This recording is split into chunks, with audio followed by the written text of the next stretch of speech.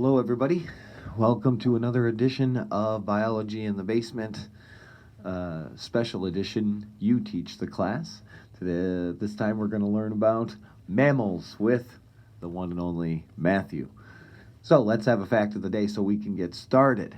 And that is, there was a scandal. The German Olympic team was accused of what's called blood doping, where they were adding extra red blood cells to their blood in the hopes to carry extra oxygen to their cells to get more energy. We'll talk more about this when we get to the human body. But anyways, turns out that just 5 years later, these guys have tested like they are 70-year-old men. And so the blood doping didn't just put them at risk at that time, but also has shortened their lifespans about 10 to 12 years. So don't mess with your blood. It knows what it's doing. Homeostasis, they got it covered. So anyways, we'll move on here and talk about the mammals. So here is your definition. This is more for my benefit. Classification as well. So we're working all the way down to a class again, the class Mammalia. Oh yeah, one other good term here, tetrapoda. Tetra, right? Poda meaning most of them are four-legged or four-limbed, as in our case. And so nutrition and habitat, same thing. This is for my benefit.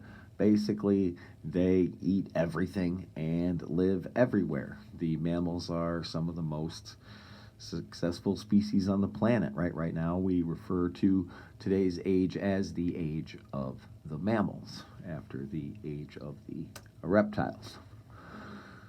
So there are three basic subgroups of mammals, and it is based on how they reproduce. The ones that we commonly think of are called placental mammals, right, where mom is inside of a womb, protected by a sac, and has a placenta to help nourish. But of course, as we know, there are things like kangaroos and possums and things like that that are what are called marsupials, right, born in a pouch. Then they develop and eventually grow. But we can't forget about the good old monotremes, the egg-laying mammals, like our friend the platypus. But there are a few others, as we'll see in this presentation.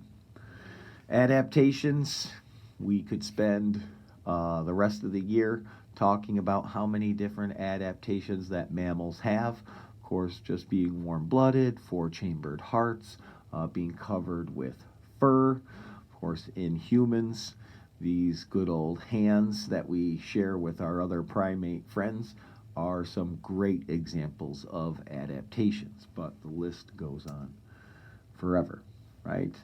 Another big adaptation, right, is our well-developed brain.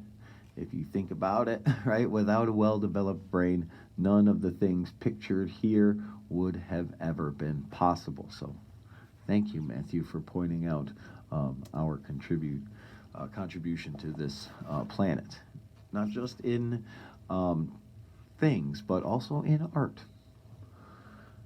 So, on to your slideshow, right? We're talking about, what do we got? Multi-celled. We've got vertebrates, right? These guys have a spinal cord with a backbone surrounding them.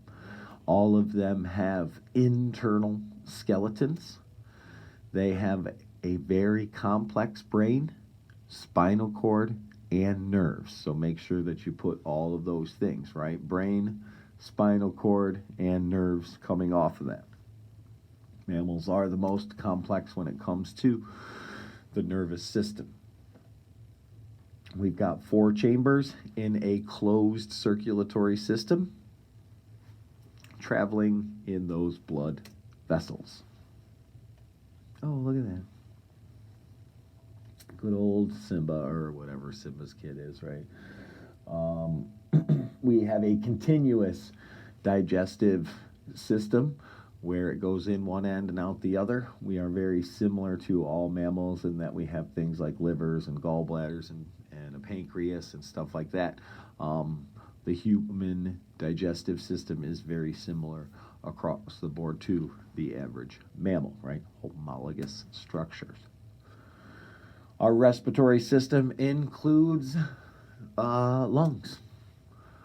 So that's all you have to put. Sensory organs, you can put the 5 senses. I'm trying to think if there are any others. Some can detect chemicals in the air better than we can as far as smell. So it's just the ability is quite varied. So most are in the realm of bearing live young, but as we see, know your monotremes. Some lay eggs. It's not just the platypus, but things like the anteater, the spiny anteater, that is, also known as the echidna. So there's a good, 4 species there of echidna that also lay eggs. So, other pieces of information here, right? Are we talking warm-blooded or cold-blooded? Right? We are warm-blooded. We have an internal fertilization system. We do nourish with milk, and we do care for young. So we finally get to say yes in those last 2 boxes. Because, right, every time it's like, no, they don't care for their young. No, they don't nourish with milk. What the heck are you talking about? Well, as these species get more complex, they do take care of their own. So, there we have it. The mammals. Signing off from Biology in the Basement, Mr. Andraco. Take care.